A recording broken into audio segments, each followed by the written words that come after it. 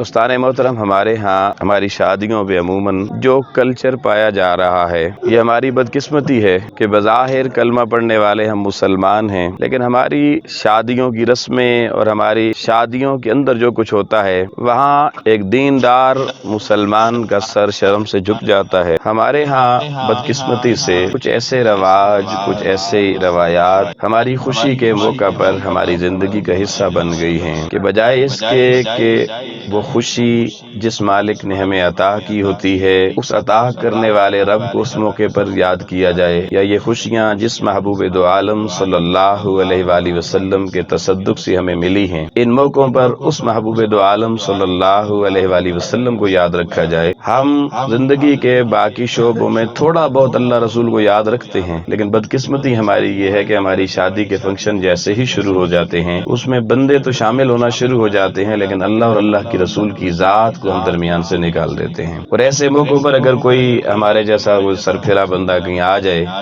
اور کوئی واضح و نصیحت کر دے کہ بھئی ایسے موقعوں پر اللہ رسول کے فرمودات کیا ہیں، تو پھر اہل خانہ بڑے پریشان ہو جاتے ہیں۔ وہ کہتے ہیں یہ مسجد تو آدمی کدھر سے بیچ میں آ گیا ہے۔ وہ پھر کہتے ہیں بھئی مولوی کی دوڑ تو مسجد تک ہوتی ہے، یہ تو شادی ہے ہماری، یہ اندھوں میں کانا راجا کدھر سے گھسایا ہے، یہ تو ہماری شادی خراب ہو گئی۔ یعنی ایک مسلمان کا عقیدہ دیکھیے کہ شادی میں اللہ اور اللہ کے رسول کی کوئی بات کر دینا اور اس کے جواب میں یہ کہنا کہ ہمارا شادی کا فنکشن جیسے خراب ہو گیا ہے، آپ خود سوچ سکتے ہیں اس کے بعد وہ جو شادی شدہ جوڑا ہے اس کی زندگی میں اللہ رسول کی بارگاہ سے برکتیں کہاں سے آنے والی ہیں۔ تو میں آج بڑی طبیعت خوش ہوئی ہے کہ ہماری تحریک منہاج القرآن کے عظیم سپوت جناب محترم محمد عثمان عباسی صاحب نے اپنی شادی کے موقع پر جہاں اللہ کے بندوں کو شادی میں شریک کیا ہے، وہاں اللہ اور رسول کے ذکر کے ذریعے اپنی شادی کر کے دنیا کو ایک پیغام دے دیا ہے کہ بے شک اللہ کے بندے بھی شادی میں ضروری ہیں مگر اللہ اور رسول بھی ضروری ہیں، کیونکہ مسلمان کی زندگی اللہ رسول کے بغیر تو نہیں ہے۔ اور آقا نبی کریم علیہ الصلوۃ والسلام نے امت کو اس حوالے سے بہت خوبصورت تعلیم ارشاد فرمائی ہے۔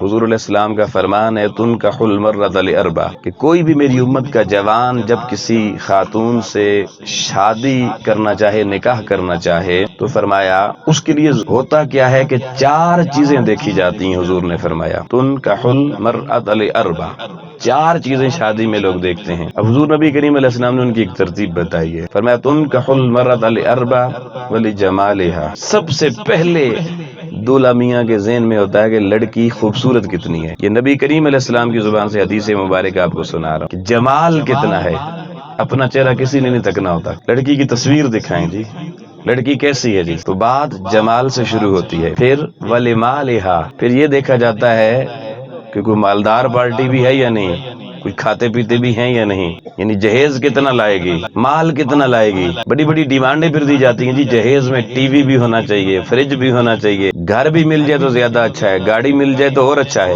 کوئی پلاٹ بھی 5 مرلے کا مل جائے، اور فرنیچر ذرا جی چنیوٹ کا ہونا چاہیے، کیونکہ لڑکا یتیم ہے، غریب ہے، معذور ہے، کیونکہ سارا کچھ تو لڑکی نے لانا ہے۔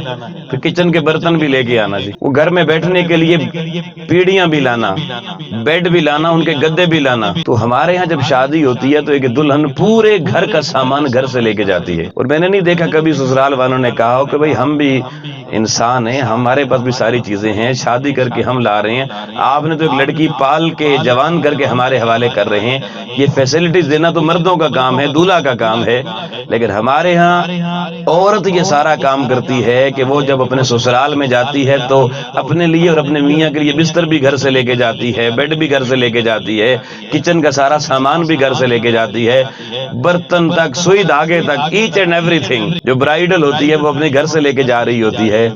اور دولہا میاں بڑا خاندانی ہے جی، بڑی ناک اونچی ہے جی، عجیب ہماری ناک اونچی اور ہماری عزت اور شان ہے کہ ہم اس کو ایک گلاس پانی پینے کے لیے بھی گھر سے نہیں دے سکتے، اور شادی کر رہے ہیں اور ساری ڈیمانڈیں دلہن سے کر رہے ہیں۔ لوگوں یہ مردانگی نہیں ہے، اور مسلمان کا یہ وطیرہ بھی نہیں ہے۔ مسلمانوں کے نبی نے تو اپنی بیٹی کو جب اپنے گھر سے رخصت کیا تو فرنیچر دے کے رخصت نہیں کیا، مصلی دے کے رخصت کیا۔ امام ابو یوسف بہت بڑے ہمارے امام ہیں، حنفی مسلک کے امام ابو حنیفہ کے شاگرد ہیں. ان کی بارگاہ میں ایک بندہ مسئلہ لے کر آ گیا، حدیث ابھی نامکمل سناؤں گا. وہ بندہ بڑا پریشان تھا، بڑے بڑے ائمہ کے پاس گیا مسئلہ پوچھنے کے لیے کہ اس کو اللہ نے بڑی شادی کے بڑے عرصے بعد ایک بیٹی دے دی.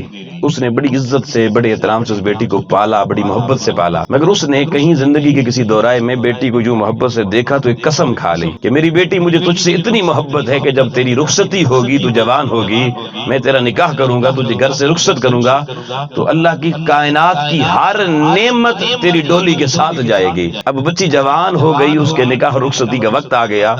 اب وہ پریشان ہو گیا، میں تو ساری کائنات کی نعمتیں نہیں دے سکتا. تو وہ علماء کے پاس گیا، فقہا کے پاس گیا کہ جناب مجھے مسئلہ بتائیے، میں نے بیٹی کی رخصتی کرنی ہے، میں نے قسم یہ کھائی ہوئی ہے، کیا کروں؟ ہر کسی نے کہا قسم توڑ دے، کفارہ دے دینا. تو کسی نے کہا یار وقت کے بہت بڑے امام ابو حنیفہ کے شاگرد امام ابو یوسف بھی، ان سے بھی یہ مسئلہ پوچھ لیجیے. تو وہ امام ابو یوسف کی بارگاہ میں پہنچا اور ان سے یہ مسئلہ دریافت کیا. انہوں نے کہا کوئی مسئلہ نہیں ہے، تو اپنی قسم پوری کر بھائی، قسم توڑنے کی کیا ضرورت ہے؟ اس نے کہا حضور بڑا غریب آدمی ہوں، سارے جہان کی نعمتیں بیٹی کو رخصتی میں کیسے دے سکتا ہوں؟ انہوں نے کہا کوئی مشکل نہیں ہے، میں نے آقا علیہ السلام کی حدیث پڑھی بھی ہے، پڑھائی بھی ہے. حضور نے فرمایا ان ھذا القرآن معذبۃ اللہ، آقا نے فرمایا یہ اللہ کا قرآن اللہ کی نعمتوں کا دسترخوان ہے، اللہ نے اس میں ساری نعمتیں رکھی ہیں. ایسا کر چلا جا، جب بیٹی تیرے گھر سے رخصت ہونے لگے تو ساتھ اللہ کا قرآن اسے دے دینا، وہ ساری نعمتیں لے کے رخصت ہو جائے گی. تو ہمارے اکابرین تو ہمارے ائمہ نے اور ہمارے محبوب دو عالم صلی اللہ علیہ وسلم نے تو اپنی بیٹیوں کو گھر سے رخصت ہوتے وقت اللہ کے قرآن دے کے اور مصلی دے کے روانہ کیا. اور ہم کس طرف چل نکلے؟ ہم کہاں سے یہ ساری چیزیں لے آئیں؟ کون سے رواج ہم لے آئے؟ اور مجھے سمجھ نہیں آتی خاندانی کہلانے والے دولہا میاں وہ یہ ساری چیزیں اپنا گھر دوسروں کے مال سے بھر کیسے لیتے ہیں؟ ان کا ضمیر کہاں ہوتا ہے؟ اور جو لوگ مطالبہ کرتے ہیں کسی سے، ان کی عقل پہ تو صد افسوس ہے. تو امام الانبیاء علیہ السلام جانتے تھے امت اس طرف چلی جائے گی. حضور نے فرمایا میری امت یہ چار چیزیں دیکھا کرے گی، سب سے پہلے جمال دیکھے گی، پھر مال دیکھے گی لڑکی کتنا لا رہی ہے. تیسری چیز حضور نے فرمایا والی حسبها، پھر تیسری چیز آ جائے گی چلو جی خوبصورت بھی ہے، مال بھی تگڑا لا رہی ہے، اب ذرا دیکھیں ذات کی کیا ہے، حسب کیا ہے، میری برادری میں بیٹھے گی، میری شان تو نہیں گھٹے گی کہیں، میرے خاندان کی ہے یا نہیں ہے. وہ جی غیران نال شادی نہیں کرتے ہیں. آقا فرماتے ہیں میری امت ساری اللہ کا کنبہ ہے، ایک خاندان ہے، ایک امت ہے، اور امت میں سے کسی کو مسلمان کلمہ پڑھنے والا کہ یہ غیر ہے، بتائیں امت کہاں گئی؟ امت میں کوئی غیریت کا تصور ہے؟ مکہ سے مہاجر ہجرت کی حضور کے ساتھ مدینہ آئے، آقا نے ریاست مدینہ کی بنیاد رکھی، پہلی ریاست اسلامیہ کی، اور ہر مہاجر کو انصاری کا بھائی بنا کر کہا کہ انما المؤمنون اخوہ، کہ وہ جو خون کا رشتہ ہے وہ نیچے ہے، محمد کا بنایا وہ رشتہ اوپر ہے. اب آپ کے باپ کا پیدا کردہ بیٹا آپ کا بھائی ہے، کلمہ نہیں پڑھتا، اور ایک آپ کے پڑوسی ہے مگر کلمہ پڑھنے والا ہے، بتائیں کس سے آپ کا رشتہ اعلیٰ ہے؟ پڑوسی سے اعلیٰ ہو گیا نا. تو ہم نے کیا کلمے کی بنیاد پہ یہ رشتے استوار کیے؟ ہماری شادیوں میں کہیں کلمہ ڈسکس ہوا؟ ہم نے تو اپنا خاندان دیکھا، ہمارے خاندان کی ہے یا نہیں. اور اگر کوئی بیچارہ خاندان سے رشتہ نہ ملے، کوئی باہر سے کوئی لے آئے تو اس کو سارا خاندان پھر تانے دیتا ہے، غیراں جو لے آئے ہو جی، شریکاں جو لے آئے ہو. اچھا یہ بھی ہمارا عجیب سا دیکھے مزاج ہے، لفظ بولتے ہیں شریک. اب میں اگر جملہ پڑھوں وحدہ لا شریک تو کیا معنی ہے؟ اللہ نے اپنے کو شریک کہا، معنی بھی اردو میں شریک اپنے کو ہے، لیکن ہم نے غلط العام کر کے لفظ بدل دیا، معنی بدل دیا. اشارہ غیر کی طرف کرنا تھا، لفظ بولا شریک. جس کو اپنے ساتھ شریک ہی نہیں کر رہے اسی کو کہہ رہے شریکہ جو بندہ لے. سنتے چلے جی، حضور نے فرمایا یہ تین چیزیں حضور نے بیان کی، پہلے نمبر پہ جمال، دوسرے نمبر پہ مال، تیسرے نمبر پہ خاندان، اور پھر حضور نے فرمایا والدینہا. چوتھی چیز پھر صرف اتنا دیکھتے ہیں کہ مسلمانوں کا گھر ہے یا نہیں. آخری چیز صرف یہ دیکھی جاتی ہے کہ مسلمانوں کا گھر ہے یا نہیں. بھئی کوئی ہندو لڑکی نہ ہو، صرف کوئی سکھ نہ ہو، بھئی ان دین بھی دیکھ لو بھی کلمہ پڑھنے لگ گھرانہ ہے یا نہیں بس. اور یہ چوتھے نمبر پر ہے. مسلمان کی ابتدا تو کلمے سے ہوئی تھی، مگر شادی کے وقت دین چوتھے نمبر پہ چلا گیا. اور اب حضور نبی کریم علیہ السلام کا وہ درد بھرا پیغام سنیے جو آخری جملے میں حدیث میں حضور نے دیا۔ امام الانبیاء علیہ السلام نے فرمایا فَاظْفَرْ بِذَاتِ الدِّینِ، اگر میں محمد سے پوچھتا ہے تو باقی تین چیزیں ہو یا نہ ہو، بس دین دیکھ لیا کرو، محمد رسول اللہ کے صدقے تمہاری شادیاں کامیاب ہو جائیں گی۔ فرمایا مجھ محمد سے پوچھو تو فَاظْفَرْ بِذَاتِ الدِّینِ، بس صرف دین دیکھ لیا کرو، صرف دین دیکھ لیا کرو۔ اب میں اپنے قابل احترام آڈینس سے پوچھتا ہوں، کیا ہم بھی رشتے دین کی بنیاد پہ طے کرتے ہیں یا دنیا داری کی بنیاد پہ کرتے ہیں؟ پھر کہتے ہیں جی شادی دی بڑی خوشی نال کی تھی، بڑا خرچہ کیتا سی، ہن نو وس دی نہیں ہے۔ کون سا گھر ہے جو سکھی ہے اس وقت مجھے بتائیے۔ میں تو ویسے بھی کیونکہ اس تحریک منہاج القرآن کا صدقہ سوشل ورکر ہوں اور دین کی وجہ سے لوگ اپنے گھروں میں معاملات میں بلا لیتے ہیں، تو سینکڑوں ہزاروں گھروں میں جا کے لوگوں کے معاملات افہام و تفہیم کروانے کا موقع ملتا رہتا ہے۔ یقین جانیں جب کہانیاں لوگوں کی سنتے ہیں، وہ کہتے ہیں جی شادی میں 20 لاکھ روپے خرچ کیا تھا، 40 لاکھ روپے خرچ کیا تھا، مگر ایک مہینے بعد گھر میں کلیشز شروع ہو گئے، جھگڑے شروع ہو گئے، گھر جہنم بن گئے۔ کبھی کسی نے نہیں دیکھا اس کی اصل روٹ کیا ہے، وجہ کیا ہے۔ الزام لڑکی والے لڑکے پہ ڈالیں گے، لڑکے والے لڑکی پہ ڈالیں گے۔ اتنی خوشی سے کی گئی شادی، اتنے دنوں چند دنوں بعد ہی اس میں گھر میں معاملات خراب ہونا شروع ہو جاتے ہیں۔ آؤ دوستان محترم، وجہ بتا رہا ہوں کہ ہم نے شادی کی بنیاد دین محمدی پر نہیں رکھی ہوتی، اپنی ذاتی انا پر رکھی ہوتی ہے، اپنی ذاتی خواہشات پہ رکھی ہوتی ہے، جس کا نتیجہ ہمیں اسی دنیا میں بھگتنا پڑتا ہے۔ تو میں پہلی گزارش یہ کرنا چاہتا ہوں احباب گرامی، زندگی میں نکاح سنت رسول ہے، مگر مزہ تب ہے اس ساری شادی کی تقریب کو بھی سنت رسول کا رنگ دے دیا کرو۔ میں یہاں صرف ایک حدیث آپ کو اور سناتا ہوں، یقیناً آپ کے ذہن بہت کھل جائیں گے۔ رسول کائنات صلی اللہ علیہ وسلم نے فرمایا، جب کسی مسلمان دولہا دلہن کی شادی ہوتی ہے اور دلہن رخصت ہو کے اپنے سسرال میں دولہا کے گھر میں پہنچتی ہے، اور وہ پہلی رات جس کو شب صواف کہا جاتا ہے وہ آتی ہے، اور ساری دنیا انہیں تنہا کر کے الگ ہو جاتی ہے، اور اگر کوئی ایسا دولہا دلہن ہو جو اس وقت اپنی پہلی ملاقات سے پہلے وضو کرنے چلے جائیں اور وضو کر کے مصلی پر آ جائیں، آؤ میرے نبی تاجدار کائنات کا فرمان لوگوں سننا۔ آقا فرماتے ہیں اگر کوئی میرا امتی کلمہ پڑھنے والا جوڑا شادی کی پہلی رات اپنی پہلی ملاقات سے پہلے وضو کرے اور وضو کر کے مصلی پر آ جائے اور اللہ کی بارگاہ میں شکرانے کے 2 نفل پڑھے، اللہ کے محبوب نے فرمایا ادھر ان کے 2 نفل شروع ہوتے ہیں، ابھی وہ سورہ فاتحہ پڑھ رہے ہوتے ہیں، اللہ عرش پہ فرشتوں کو بلا لیتا ہے اور کہتا ہے میرے فرشتوں آؤ، میرے فرشتوں کی میرے فرشتوں میرے عرش کی روشنیاں تبدیل کر دو، میرے عرش پہ جنت سے نئی خوشبوئیں آ کر بکھیر دو، آؤ میرے عرش پہ چراغاں کر دو، جنت کی چادریں جھالریں اٹھا کے میرے عرش پہ لگا دو۔ فرشتے پوچھتے ہیں مولا کوئی ایسا عجیب واقعہ تو پیش نہیں آیا، آج اپنے عرش پہ اتنا اہتمام کس لیے کروا رہا ہوں، کس لیے کروا رہا ہے؟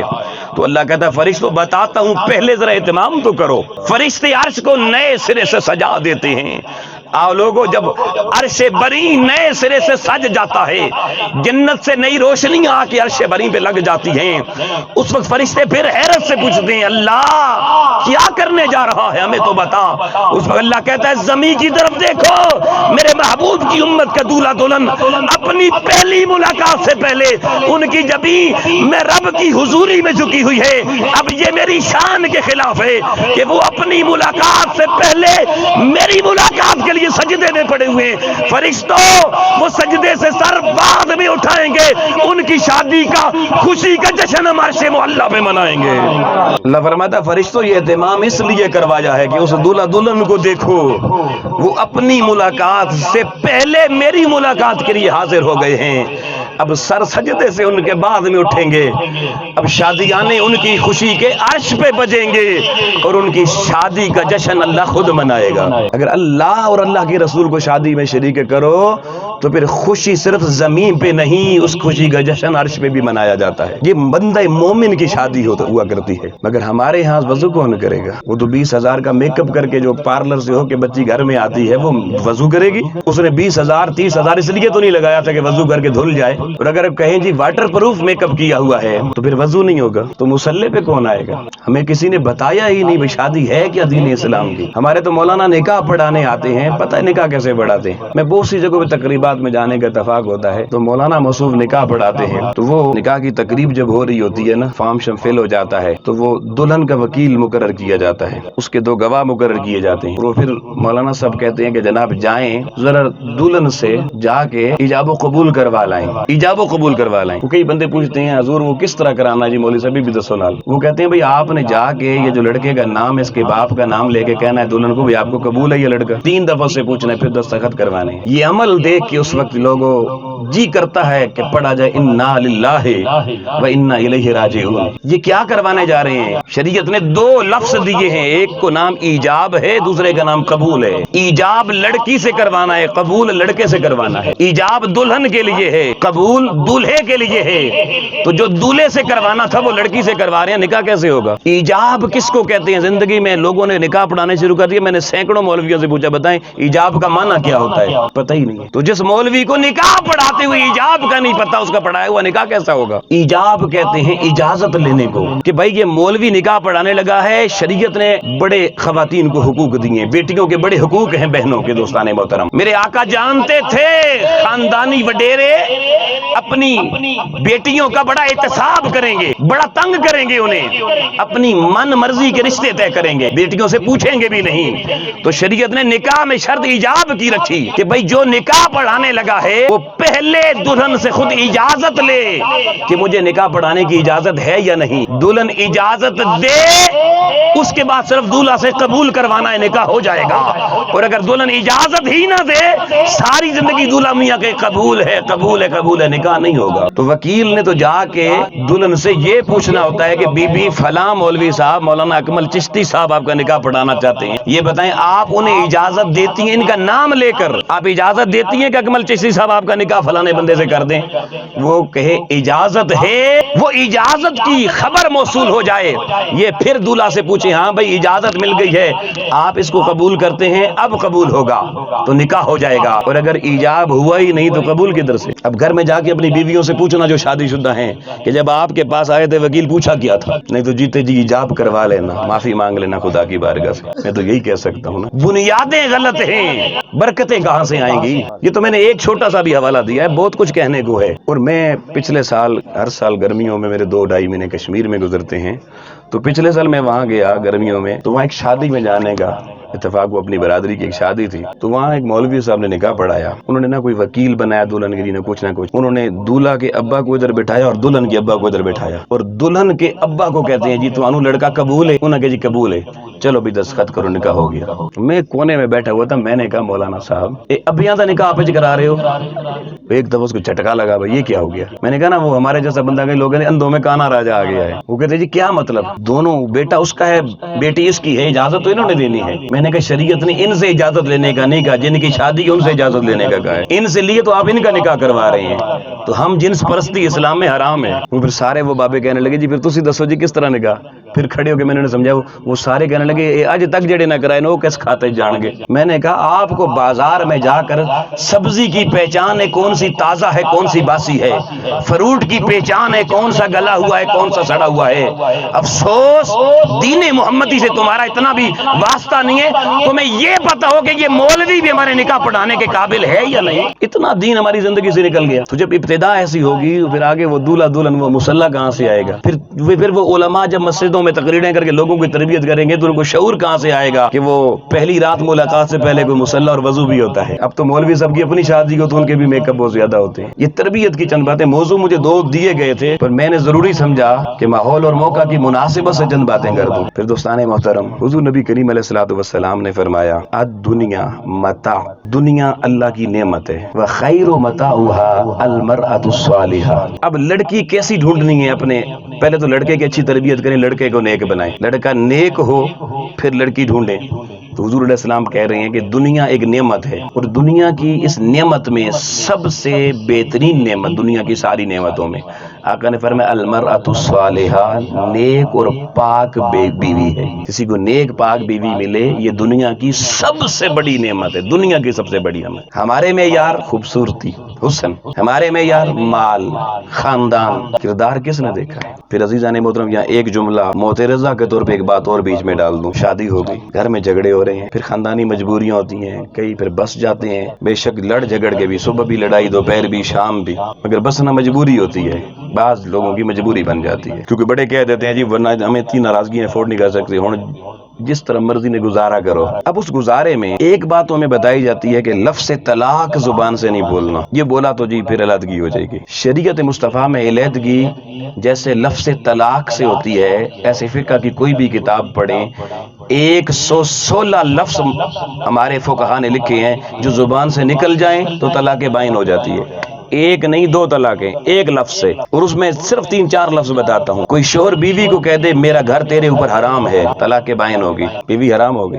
گھر حرام جب کہہ دیا چھٹی ہوگی، لفظ طلاق نہیں بولا گیا، یہ فقہا نے لکھا ہے۔ کوئی کہہ دے دفع ہو جا میری زندگی سے، تیری کوئی جگہ نہیں ہے، تو سوچیے گا یہ کتنے لوگ یہ جملہ بولتے ہیں، یہ بھی طلاق بائن کے لیے بولا گیا لفظ ہے۔ کوئی کہہ دے میرا تیرا کوئی تعلق نہیں رہا، اپنے مذاق سمجھ رکھا اس نکاح کو۔ کوئی ایسا لفظ جو انسانی تحقیر کا ہے، بھلے جتنا جھگڑا ہو جائے، ایسا لفظ مرد کو بولنے کی اجازت شریعت نہیں دیتی۔ میں نے 3 لفظ ابھی صرف بتائے، 116 لفظ جملے شریعت نے لکھے ہیں، مگر بتائے گا کون اس امت کو؟ میری آپ کی تو پہلی ملاقات ہے، اور بہت سے لوگ مجھے سمجھ آ رہی ہے، حیران ہیں کہ یہ باتیں ہمیں بتائی کیوں نہیں گئیں۔ چلیں لا علمی میں جو کچھ ہو گیا اللہ سے معافی مانگے، لیکن آئندہ اس میں محتاط رہیں۔ پھر اس ضمن میں، اس ابتدائی گفتگو کے ضمن میں آخری بات کہہ رہا ہوں، حضور علیہ السلام کی 4تھی حدیث آپ کو سنا رہا ہوں۔ حضور علیہ السلام نے فرمایا یا معشر الشباب منکم الباءۃ فلیتزوج فانہ اغض للبصر واحسن للفرج۔ فرمایا شباب کو پہنچ جانے والے، بلوغ کو پہنچ جانے والے لڑکے لڑکیاں، منکم الباءۃ فلیتزوج۔ اب حضور علیہ السلام امت کو وصیت نصیحت کر رہے ہیں، حکم دے رہے ہیں، فرما رہے ہیں جو لڑکا لڑکی بالغ ہو جائے سب سے پہلے اس کو رشتہ ازدواج میں باندھ دو، نکاح کرو اس کا۔ کیوں؟ ساتھ حضور نے ریزن علت بتائی، فرمایا فَإِنَّهُ أَغَضُّ لِلْبَصَرِ، نکاح ہونے سے اس کی آنکھ جھک جائے گی، حرام کی تلاش میں نہیں رہے گی، وَأَحْسَنُ لِلْفَرَجِ، اور ان کی شرم گاہیں محفوظ ہو جائیں گی۔ دیکھیں نبی کریم علیہ السلام نے کس اینگل سے اس امت کی رہنمائی فرمائی ہے۔ اب ہم نے یہ تعلیم نبوی کیوں نہیں اپنے ہمارے گھروں میں کہاں ہے؟ ہمارے تو پلان میں شادی تو آخری نمبر پر ہوتی ہے، پہلے نمبر پہ جی پہلے تعلیم مکمل کرنی ہے۔ ان سے پوچھے تعلیم کون سی ہے؟ کوئی ایسی تعلیم اگر مکمل کرنی ہو جس کا قیامت کو جواب دینا ہے تو پھر تو بات سمجھ میں آتی ہے۔ ہم نے پہلا بیریئر اگر لگا دیا اولاد کے آگے، بالغ اولادوں کے آگے، تعلیم مکمل کرو۔ تعلیم مکمل کہاں پہ ہو رہی ہے؟ یونیورسٹیز میں، اور پاکستان میں صرف ایک یونیورسٹی کو چھوڑ کر باقی ساری یونیورسٹیوں میں کو ایجوکیشن ہے، لڑکے لڑکیاں اکٹھے پڑھتے ہیں، اور ہر کلاس میں یونیورسٹی کی، میں خود یونیورسٹی کا پڑھانے والا ٹیچر ہوں، آپ نے یونیورسٹی کے اندر کا ماحول دیکھا نہیں دیکھا مجھے نہیں پتا، مگر ہم تو ہر روز اس ماحول کو دیکھتے ہیں۔ یونیورسٹیز کے اندر ایک کلاس میں ان کا ایڈمیشن کا طریقہ یہ ہوتا ہے کہ اگر 10 بچے داخل کیے کلاس میں لڑکے تو 10 لڑکیاں داخل کرنی ہیں تاکہ 10 جوڑے بن سکے، ایکویلٹی کا درس دیا جاتا ہے۔ اور وہ میں بڑی معذرت کے ساتھ، کیا پتا آپ میں سے بھی کسی کی بیٹی یونیورسٹی میں پڑھتی ہو، مگر میں ایک حقیقت سے پردہ اٹھانے جا رہا ہوں دوستان محترم، اور آپ کے کانوں کو پردے کھولنے جا رہا ہوں۔ عقب میں بیٹھی میری مائیں بہنیں بیٹیاں بھی سنیں اس بات کو، جو اکثر کہتی ہیں جی دھی تعلیم مکمل نہیں ہوئے گی تو شادی نہیں کر سکتے۔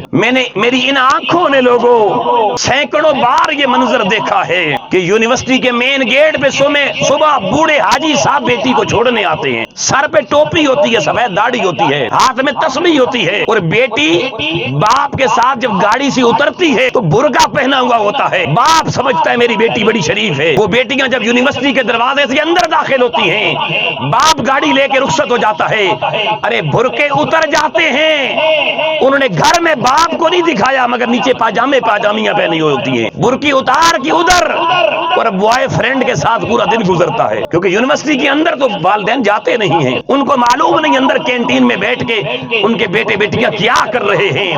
اور پھر 2:30 بجے 4 بجے تک یونیورسٹی کا جو ٹائم ہوتا ہے اندر یہ سب کچھ چلتا ہے، اور جب چھٹی کا ٹائم ہوتا ہے وہ ہماری بیٹیاں 10 منٹ پہلے برقعے پہن کے پھر مذہبی ماحول کا لبادہ اوڑھ لیتی ہیں، اور حاجی صاحب آتے ہیں، بیٹی اسی گیٹ اپ میں پھر جب یونیورسٹی کے دروازے سے باہر نکلتی ہے تو وہ پھر سواری صدقے جاتے ہیں، تسبیح پھیرتے ہیں کہ بیٹی ساڑی بڑی نیک ہے۔ اندر کا ماحول اگر حاجی صاحب، اللہ کی عزت کی قسم لوگوں ایک بار دیکھ لیں، حاجی صاحب کی روح وہیں پرواز کر جائے۔ یہ تو میں نے جو بتایا یہ کچھ بھی نہیں ہے، وجہ یہ ہے کہ ہم نے تربیت تو کی کوئی نہیں اولادوں کی اتنی سٹرانگ۔ آپ کہیں گے نہیں جی ایسی بڑی تربیت کی تھی، میں ایک ابھی مثال آپ کو دیتا ہوں، آپ خود جواب اپنے آپ سے لے لینا۔ دین محمدی نے، قرآن مجید نے حضور علیہ السلام کی ازواج مطہرات کو حکم حکم دیا سورہ احزاب میں کہ اگر تمہارے دروازے پر کوئی آئے، دروازہ کھٹکھٹائے، صحابی، دروازہ کھٹکھٹانے والا صحابی ہو، اندر زوجہ رسول ہو، تو حکم یہ ہے کہ صحابیوں سے نرم لہجے میں بات نہیں کرنا، سخت لہجے میں بات کرنا۔ اور قرآن نے ساتھ بتایا کہ اس لیے ہے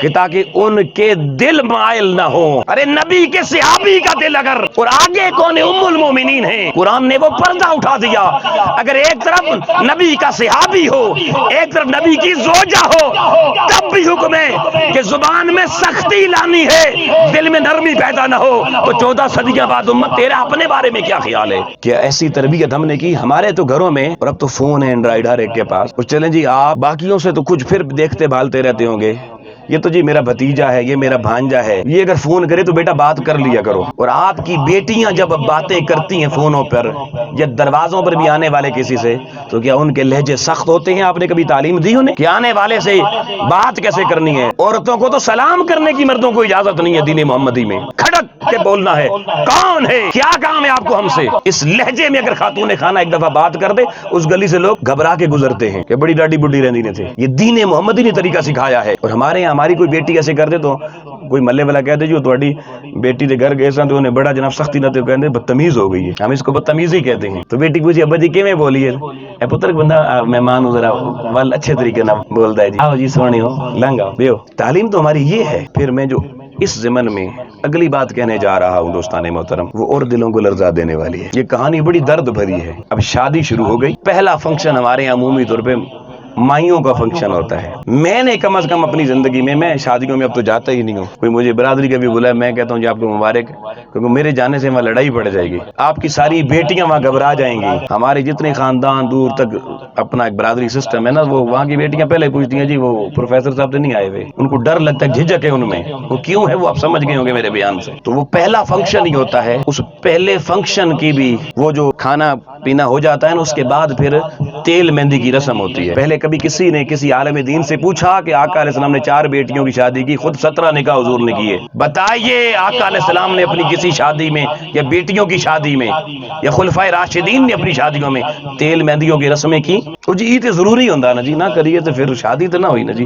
تو ان کی شادیاں نہیں تھیں، تم ان سے بڑے پیدا ہو گئے ہو دھرتی پر، تمہاری برادری ان سے اعلیٰ بتاؤ، تمہارے خاندان کیا ان سے اعلیٰ ہیں، تمہاری ذاتیں کیا ان سے اعلیٰ ہیں؟ ارے ان کی تو جوتیوں سے جو خاک لگ گئی ہم تو اس کے برابر بھی نہیں ہیں۔ اچھا پھر اس تیل مہندی میں ہوتا کیا ہے؟ وہ منظر مجھے بیان کرنے کی ضرورت نہیں ہے، آپ سب دیکھتے رہتے ہیں، نامحرمات۔ اور اس وقت اپنی بیٹیوں کو دیکھا کرو وہ کتنے پردے میں آتی ہیں۔ اور اب تو پہلے تو چلو ایک ادھ کیمرہ ہوتا تھا نا، اب تو ہر ہاتھ میں کیمرہ ہے۔ آپ کی بیٹیوں کی تصویریں اس وقت سینکڑوں گھروں میں پہنچ جاتی ہیں بن کے، اور سوشل میڈیا کے ذریعے پوری دنیا میں چلی جاتی ہیں، فیس بک کے ذریعے۔ یہ میں پوچھتا ہوں، یہ محمد مصطفیٰ کی امت ہے جس کی بیٹی کو اسلام نے اتنی عزت دی تھی حیا کی 4 دیواری میں، ہم نے اس 4 دیواری سے اسے نکال کے زینت محفل بنا دیا ہے۔ اپنی بیٹی اور اپنی بہن کو اور اپنی بیوی کو لوگ بیویاں بھی لے کے جاتے ہیں، آپ کی بہنیں بیٹیاں بیویاں۔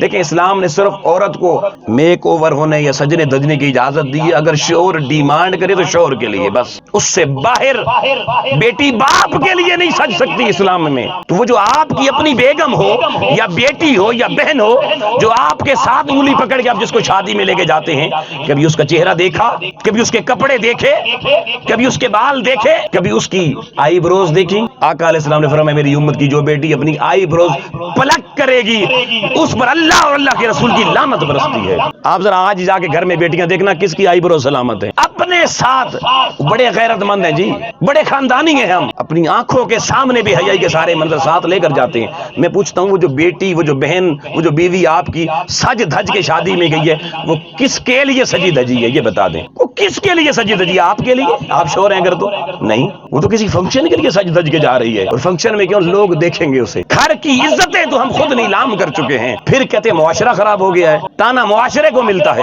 وہ جی قیامت کی نشانیاں آ گئی ہیں، اور پھر دوسرے کی بیٹیوں میں نقش نکالیں کو فلانے دی بیٹی ہے جی فلانے دی بہن ہے وہ جی، اپنے گھر میں دیکھتا ہی کو نہیں ہے۔ اقبال کہتا ہے من میں ڈوب کر پا جا سراغ زندگی، میرا نہیں بنتا نہ بن اپنا تو بننا۔ اور پھر وہ شادی کے موقعوں پر وہ دوپٹے کے رواج تو ختم ہو گئے ہیں، جب فنکشن شروع ہوتے ہیں تو اگر کسی نے اب تک دوپٹہ رکھا ہوا بھی ہو تو اس وقت اتار دیا جاتا ہے، یہ تصویریں بننی ہیں ان اتار دو۔ اور پھر دوستان محترم جب شادی والے دن دلہن کی رخصتی کا وقت آتا ہے، اس سے پہلے ایک سٹیج لگتا ہے، اس اسٹیج پہ دلہا دلہن کو اکٹھا بٹھایا جاتا ہے اور سارے مہمان آس پاس اسٹیج کے جمع ہو جاتے ہیں. اس وقت جو بے شرمی کی انتہا ہوتی ہے، بندہ مومن کی نظر تو اس کو دیکھ بھی نہیں سکتی. اب کیا جی شادی ہو رہی ہے جی، اور اس وقت تو کیمرے، موویوں والے، موبائلوں والے، وہ جو شادی کر رہا ہے، اب سنیے گا میرا جملہ، جس کو دولہا بنایا ہوا آپ نے، جو شادی کر رہا ہے، اس کی ڈیمانڈ ہوتی ہے مووی بھی بننی چاہیے، یہ بھی ہونا چاہیے، وہ بھی ہونا چاہیے. یادگار زندگی کی بن رہی ہے. یادگار ہم نے کیا بنائی؟ وہ نامحرم لوگ آپ کی موویاں بنا رہے ہیں، آپ کی تصویریں بنا رہے ہیں، اور آپ وہ جو دلہن سج کے تو چلیں، اس کے ماں باپ نے اس کو سجایا تھا اس کے دولہا کے لیے. دولہا نے ابھی رخصتی ہی نہیں ہوئی، پہلے ہی وہاں بیٹھ کے سینکڑوں لوگوں کو دیدار کروا کے اس کے سارے پردے تو اٹھا کے اس کی شرم و غیرت کے جنازے تو وہی دفن کر دیے ہیں. اب برکتیں کہاں سے آئیں گی؟ آؤ لوگوں، میں ایک جملہ دینے جا رہا ہوں. حدیث میں نے شروع میں پڑھی کہ جو شادی پیغمبر اکرم کی سنت و سیرت کے مطابق ہو، ادھر زمین پہ پہلی رات دولہا دلہن سجدے میں جاتے ہیں، ان کا فنکشن عرش پہ شروع ہوتا ہے، اور عرش پہ جن کا فنکشن ہو جائے ان کی گودوں میں لفنگے پیدا نہیں ہوتے، مہر علی شاہ پیدا ہوا کرتے ہیں. پھر ان کی گودوں میں بابا فرید الدین گنج شکر پیدا ہوا کرتے ہیں. اور جن کی شادی میں رخصتی سے پہلے فوٹو سیشن کر کے بے غیرتی کی انتہا کر دی جائے، اسلام کی ساری اقدار کا جنازہ دفن کر دیا جائے، ارے ان کی گود میں لفنگے نہیں تو اور کیا پیدا ہوں گے؟ کہ آج ہر شخص کو گلا ہے اپنی اولاد سے، لفنگے ہیں جی، بات نہیں سنتے، نافرمان ہیں. اس نافرمانی کی بنیاد تو آپ نے پہلے دن ہی رکھ دی تھی جب بے حیا آنکھیں آپ کی ہونے والی دلہن کو اسٹیج پہ بٹھا کے اب دکھا رہے تھے، تو بے حیائی جب رقص اور طواف کر رہی تھی اس اسٹیج کا، تو اللہ کی قدرت نے تو یہ دو آپ کے ساتھ آپ کے بڑے مہربان بٹھائے، انہوں نے لکھ کے رپورٹ دی تھی، مولا اس نے تو بے حیائی کا جنازہ نکال دیا ہے. تو قدرت نے کیا آپ کی گود میں آنے والے کے لیے رحمتیں لکھی ہوں گی یا آپ کی بے حیائی کا نتیجہ لکھا ہوگا؟ یہ داستان درد ہے دوستو. پیدا کیا انسان کو درد دل کے واسطے، تو میں تو درد دل آپ کو سنا رہا ہوں. دین اسلام کی بیٹیاں تو وہ تھیں کہ میرے نبی کی شہزادی سیدہ کائنات سلام اللہ علیہ عشاء کی نماز پڑھتی ہیں، نماز ختم ہو گئی، شہزادی مصلی سے اٹھ کے بستر پہ نہیں گئی، 2 رکعت صلاۃ اللیل کی نیت کی، 2 رکعتیں پڑھنا شہزادی کونین نے شروع کی. جب 2 رکعتوں پڑھ کے سلام پھیرا تو مؤذن کی اذان کی آواز فجر کی آ رہی تھی. شہزادی نے سر سجدے میں رکھ دیا اور مولا کی بارگاہ میں عرض کی، مولا تیری رات اتنی چھوٹی، محمد کی بیٹی کی 2 رکعتیں بھی ابھی مکمل نہیں ہوئی. حضرت رابعہ بصریہ سے ان کی ایک سہیلی ملنے چلی گئی، کافی عرصہ ہو گیا رابعہ سے ملاقات نہیں ہوئی، تو یہ جو سہیلی تھی فجر کی نماز اور اشراق پڑھ کے نا یہ ان کے گھر چلی گئی. جب پہنچی تو چاشت کا وقت ہو چکا تھا، دیکھا تو حضرت رابعہ بصریہ مصلی پہ بیٹھی چاشت کی نماز پڑھ رہی تھی. انہوں نے چاشت کے نوافل پڑھ کے سلام پھیرا، سر سجدے میں رکھ کے اللہ کی بارگاہ میں دعا کرنا شروع کر دی. دعا ختم ہوئی تو سورج ڈھل چکا تھا، بی بی کھڑی ہوئی اور ظہر کی نماز شروع کر دی. اور ہماری طرح بی بی کی ظہر کی نماز نہیں تھی کہ جتنی دیر میں مرغا دانے چگتا ہے اس سے پہلے ہماری نماز مکمل ہو جاتی ہے. وہ ان کی نماز تھی جو حضوری والی نماز تھی. وہ نماز مکمل ہوئی تو عصر کی اذان شروع ہو گئی. سہیلی بیٹھی ہوئی ملنے آئی ہے، عصر کی نماز شروع ہو گئی، اور عصر ختم ہوئی تو مغرب ہو گئی، اور مغرب ختم ہوئی تو عشاء کی نماز کا وقت ہو گیا. اس سہیلی نے سوچا چلو کوئی بات نہیں، اب عشاء کے بعد تو فارغ ہیں، رات کو گپ شپ لگائیں گے. اور عشاء کی نماز پڑھ کے بی بی سیدہ رابعہ بصریہ رضی اللہ تعالی عنہا نے صلاۃ اللیل کے نفل شروع کر دیے اور فجر کی اذانوں پہ جا کے ختم ہوئے. اسلام کی بیٹیوں کا کردار بتا رہا ہوں کہ اسلام کے دامن میں اللہ نے کتنی عبادت کا ذوق اور حیا دیا ہے. اور میں تاریخ کی ایک مستند کتاب میں پڑھ رہا تھا، قرون اولیٰ کے ایک بزرگ مسجد میں نماز پڑھاتے تھے، مقتدیوں نے اعتراض کر دیا. انہوں نے کہا مولوی صاحب اتنا لمبا سجدہ اور بھی کم کرنے ہوتے جی، آپ کا سجدہ کتنا لمبا ہوتا ہے؟ تو انہوں نے ہاتھ جوڑ دیے، اس بزرگ نے، اس امام نے ہاتھ جوڑ کے کہا مقتدیو امام تبدیل کر لو. پوچھا وہ کیوں؟ کہنے لگے میں جب اللہ کی حضوری میں سر اللہ کے عرش کے سامنے رکھ دیتا ہوں، پھر مولا جب تک اجازت نہ دے اٹھانے کا دل نہیں کرتا. کہ سجدہ کیا تو اپنی مرضی سے، مگر اٹھاتا سر اپنی مرضی سے نہیں ہوں. جب مالک کہتا ہے اٹھا لے تب اٹھایا کرتا ہوں.